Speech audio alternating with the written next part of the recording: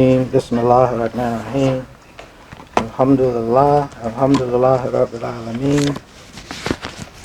I bear witness that there is no God but Allah and that Muhammad is his servant and messenger. Ameen. Assalamu alaikum. Yeah. Happy and blessed Ramadan. I'm thinking about the Eid. The Eid is maybe in 2 days, Tuesday or Wednesday. And happy Eid and blessed Eid to those that I won't see during the Eid, inshallah. We had an excellent Ramadan session. We actually just took the sign was hanging right up here behind me. This is the same room we had the Ramadan session in, and it's Brother Akbar last during the he changed the name of his class. It's not developing how to grow in your business. What's the title again? Business and Technology. During our Business and Technology program, about how well the presenters presented. We usually have like no less than 11, right? And sometimes we have backups. And it's coming along with the technology. The original idea was to continue Imam Muhammad's, he referred to it as his Ramadan session, where he did an intensive study before believers and under his leadership, and who had been with him for the past 30 plus years, 33 years, because he had his last one on the 33 year of his ministry. So the idea was for us to continue it, but continue it in a much bigger way, not to slight the imams that had been with him for that 30 plus years. And me had been in the business of producing Imam W.D. Muhammad's in different networks and outlets, his intellectual property in forms of CDs, books, pamphlets, and what have you, for about 20 years. I have been doing that already. So it was my hope to kind of bring the leadership of not just here, those that come to our programs, but the leadership that support Imam Muhammad into what I had enjoyed, me and my father partnered together, had enjoyed for the past 20 years, which was generating revenue and income for not just ourselves, but the community, the distributors that we attracted. And most of us are not really savvy business people, but the goal of a businessman is not to run the guy off the corner that's selling the same thing you selling, but it's to become a distributor. You start out in a local area, and then you branch out, and then you wonder how these people get to be big stockholders and billionaires and all these franchises and all this money.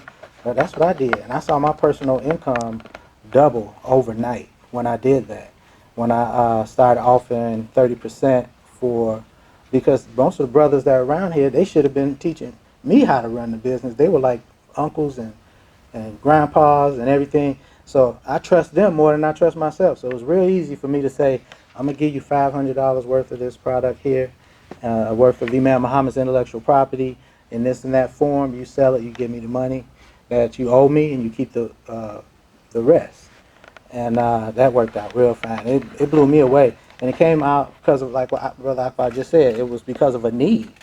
I looked up, and it looked like the people that were fighting for my position, jockeying for my position, had finally got in. They had a big old duplicator and a tape recorder, and they was following Imam everywhere he went. But he said, okay, he used psychology.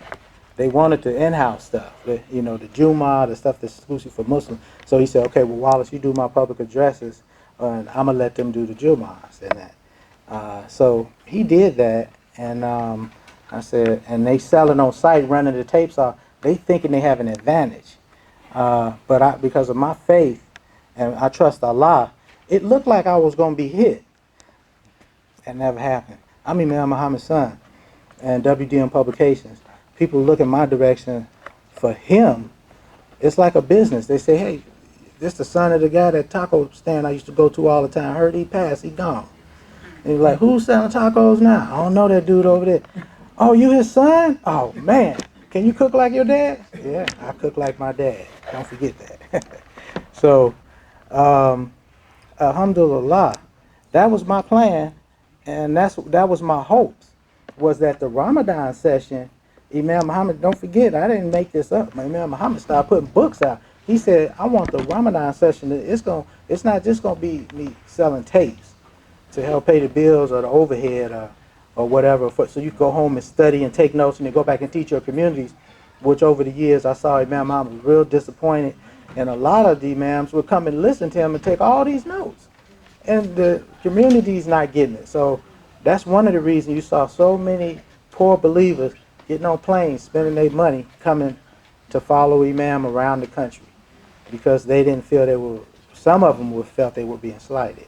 Uh, so better than that is to put it in book form. We actually have it on the forward page of most of our publications. That if you want to preserve your life, your mind or whatever. What's the word you probably know about higher? Not you write it down. It's on the front page. I don't see the book, but anyway, um, that if you want to continue to live, want your knowledge, your mind to live, you publish it. That's what he said. He used those exact words. He said you publish it. He said because if you don't, somebody else will publish it and will not give you. You got it. That's a blue book. No, that ain't it. No, it's the blue. It's in the blue book. Yeah, and they're not going to give the full. They're not going to give you credit for it and do it justice. And do it justice. But when you publish what you have, then you preserve it, and it's there. And in your life, then you live on. He said. He said, but if you don't, then you die. When you die, your mind dies. And that knowledge will die with you, you know. So can die with you. So I was real happy in my spirit and in my soul when I offered the imams. I said, let's do your Ramadan sessions and try to come to the Ramadan session with it written down. But all of us ain't scholars, and but you know, most of us probably don't have college degrees, you know. So, but if you do a paper, we've been in here. We 10 years in. Man, you got possibly a really I know a #1 selling book in the community of Imam W.D. Muhammad. So this is what other people do. This is what Muslims do all around the world. They publish their books, they write their papers, and then once you publish a book or produce a book, they say, "Wow, who wrote this book?" Next thing you know, they knocking on your door. They say, "How much do you charge to do a lecture?" I got a group of people here, and we're gonna charge them each $10 admission, and we're gonna serve some tea and donuts or something like that, and we want them to come hear you speak, and we're going to ask them for a small donation so they can pay you. And then, now you're a speaker. I know people that go around speaking that I never thought they would have spoke, and I know why they spoke, because they go around collecting money for speaking because they were seen with Imam Muhammad or they wrote a book. Yeah, so we're not too late, you know. We plan to be here for a long time. Your lectures, if you but the least we can do is what we're doing. We're recording it, because that recording, although you may not have it today in a digital format, all you have to do is listen to your own CD and type it into a computer, and now you got a digital format. And then there are programs that are available that will put it in a book form, right? Chapters and things like that. It's just that simple. You drop it into the program, and then you clean it up a little bit, and you got a book. That's a miracle, right? Yeah. That is. That's the hardest thing. It's an instant book. To become documented in history. Yeah, you don't even have to have a high school degree to do that part. Dude, you need to know how to read and write, right? Spell a little. They correct the spelling for you. And what about the punctuation and the grammar? You gotta have a little bit. So have it proofread before you publish it. Abdullah. Yeah, so thanks to Allah, the Ramadan session was a success. We enjoyed it. The spirits were real high. And we pray Allah helps us to continue more, and that we reach a broader audience and reach more people, and that we encourage leadership. That's what's most important to us, that Muslims are not pacifists, that Muslims are leaders, and Muslims have moral authority. Many times I see a lot of believers falling into traps of gossip. I think Imam mentioned that people talking about people in the third person. No, if you feel you're an authority on the subject and you come in with the support of the Quran or just your knowledge that you have on what's right and what's right and what's wrong, and you see things aren't right in the world, you step out there and solve those problems. Like Akbar said, you take it upon yourself and try to change the circumstances, and you'll be surprised on how effective you can be. You know, that's what we don't have. We don't have that moral voice out there. But it has to start from within. You know, don't go out there, you go out there messing with people in the street. Yeah, they gonna call you crazy and they might embarrass you. But amongst ourselves, we shouldn't talk behind each other's back. We should talk and don't insult. That's another thing, because that reminds me. Uh, you're not doing good by doing evil. Two wrongs don't make a right. So when you correct a person, what Allah say in the Quran? Do it with the beautiful preaching and wisdom. What's the words am I missing? The quote. Teaching and wisdom. Yeah, teaching. The word for beautiful is Hasan. hasana. Yeah, Hasan. Which means to improve and make better. Yeah, improve the situation and make better and use beautiful preaching. So yeah, so in a sense, that is like arguing. You know, we like to argue and cuss people out, right? That's the same thing as preachers. You ever hear a preacher and you like, what is that man saying? Because Allah is my witness. Before I got to translate, I used to go to the immigrants' big convention, and they had their sheikhs, that they venerated sheikhs from different parts of the world. And I swear it sounded like they was cussing somebody out. They'd be, and the so-and-so, and the so-and-so, and the brother, you know, and then he got a background and history, how he's a struggler, a freedom fighter, lived off of nothing and was probably in captivity and prison, you know, something came from a real rough life. So I know this man talking murder. Man, I put the translator, the headphones in my ear, he's saying beautiful, flowery, sweet, delicate, I'm like, this man ain't said nothing harsh.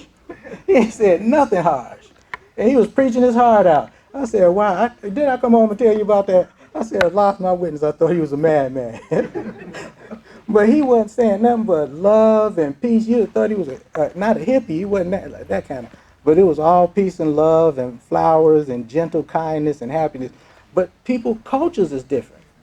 People cultures is different. And they mistake that. And that's a culture, that's almost a culture that's akin to, that's Islamic. Muslims are not pacifists. So when a Muslim is telling you about the beauty and the mercy of Allah, sometimes they do it with passion. But they not cussing nobody out. Another show, I probably can go on, or if I keep thinking about it, was an African. And he was in Haiti. And one of them shows, a big Caucasian from America was interviewing people. Oh, I should say it because I like Conan O'Brien. He was over there. And they had to take the mic from this dude. But he was speaking English. But he was passionate. And he was trying to redeem, because he was really upset about, I'm going to use y'all language, 45. He was mad at him. He was upset. But he was beautiful preaching. He didn't use no foul language. He didn't make it personal. He was claiming his rightful place in the human family. He was saying, I'm not a bad person. We are good people. We are not garbage, or whatever they said about him.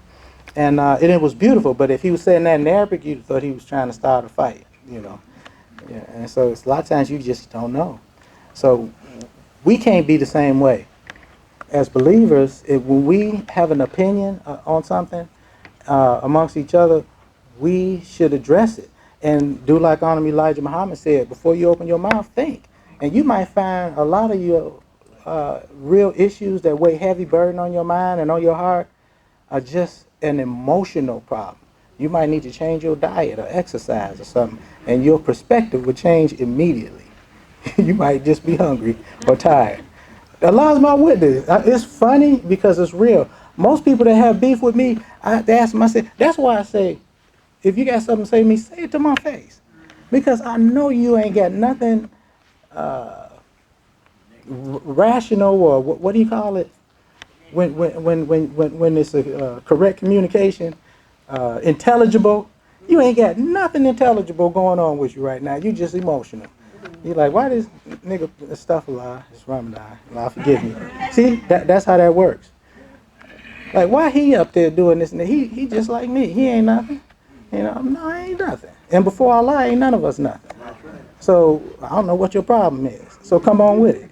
Tell me something that I don't know and tell me something intelligent. And most of the time, they just want a hug. One brother came up to me so upset, and he was a big brother. You know, I'm a little guy. I'm looking at people got degrees, and you know they got status. They've been imams longer than I've been breathing, and they upset with me. You know, I mean not all. I'm just not a general. This is a very rare thing. I didn't know what to do. I gave him a hug. I hugged him, and then I kissed him. You know, and I said, well, that's all I got for it. I can't give you nothing else. You know, because what you upset about, I don't have a clue.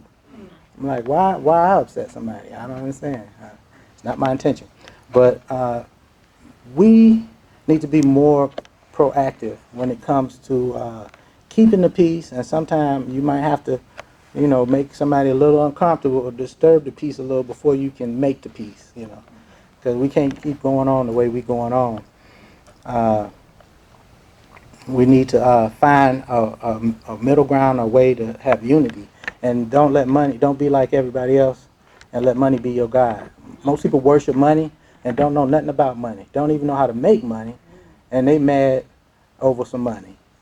It's pitiful. Yeah, we in bad shape. I'm talking about the community of Imam W.D. Mohammed. When it comes to money, they don't know a thing about it. That's why we don't have none. And they worship the money before Allah, because if they put Allah before the money, we would have money. Just that simple. Yeah. And collectively, we would have money. That's why they're coming over here.